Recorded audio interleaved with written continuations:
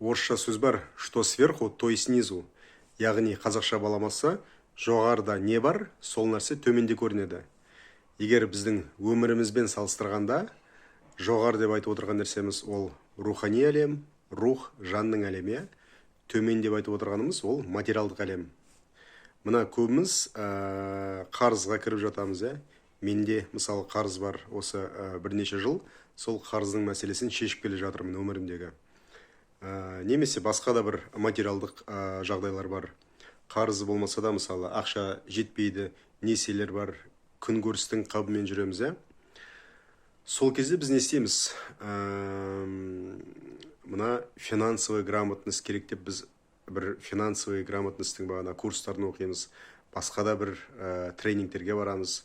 Ойбой, бір жеріңді көтер деген бағанағы психологтарды естіп аламыз да, тыңдап аламыз да, 2-3 күн эйфорияда жүріп, өзімізше бір қимылдар жасаймыз да, содан кейін қайтадан төменге қарай кетіп жатамыз.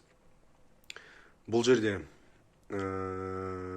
ешқандай бір ақша санап білудің немесе сондай бір бағанағы керемет білгіштердің ақылдарын тыңдап алып, әрі қарай бір жүгіріп кетудің қажет жоқ. Бұл жерде жоғарыда не болып жатыр, яғни рухымызда, жан дүниемізде не болып жатыр, соны зерттеу керек. Қандай шектеулеріміз бар, қандай наным сенімдеріміз бар, соларды дұрыстап саралауымыз керек, реттеуіміз керек.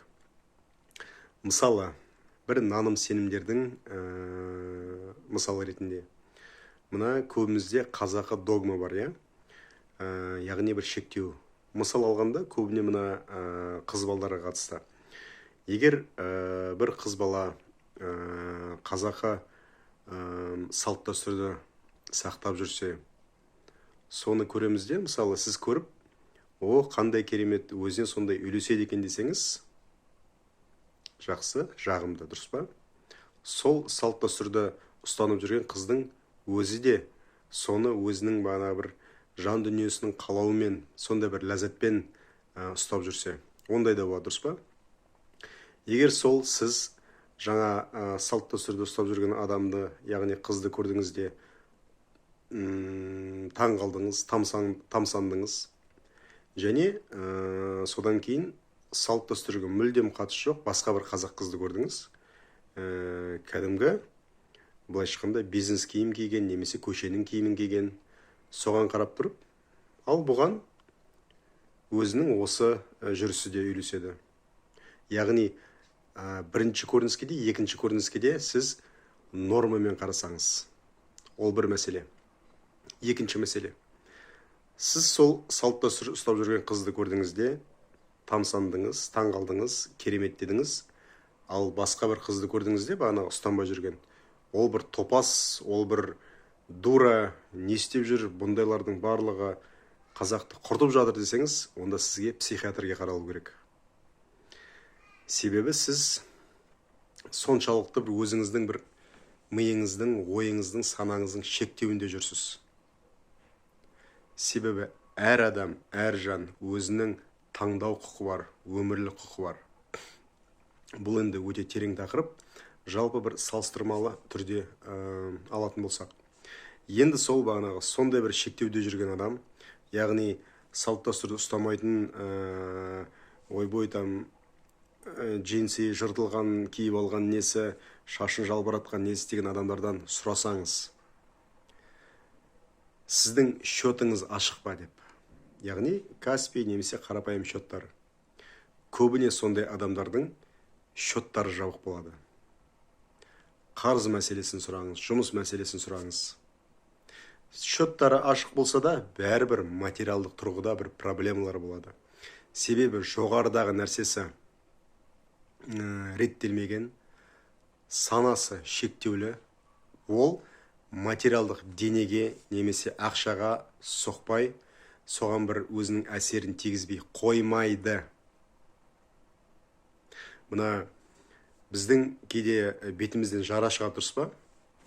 Безеу шығады немесе, сол уақытта біз сыртымызды емдей берсек, ол 1-2 сағатқа немесе бір күнге бір шаруаны шешемізде, бірақ 1-2 күннен кейін ол асқынуы мүмкін. Не үшін? Себебі бұл жараның негізгі себебі бетте емес, іште жатыр, асқазанда жатыр. Біздің жеген тамағымызда жатыр. Ол ішімізді біз емдемесек, бұл бәрі сыртқа шыға береді. Сол сияқты рухани науқас болсақ, бұл материалдық тұрғыда міндетті түрде көрінеді. Қайталап айтамын, ақша жағынан, счеттің жабық жағынан, бір жұмыста жолыңыздың болмауы жағынан, әртүрлі конфликттер әкеліп соқтыратын бір мәселелер. Сондықтан осыған бір назар аударсақ, мен бір жақында Access Bars деген бір жерге бардым. Мына Атырауда Мөлдір деген керемет бір әйел адам TikTok арқылы маған шықты, консультация жасайсыз ба деп. Мен ол кісіге өзімше консультация жасадым, осы онлайн арқылы. Содан кейін осы консультацияның құны ретінде маған өзінің қызметін ұсынды, яғни Access Barspен айналысады.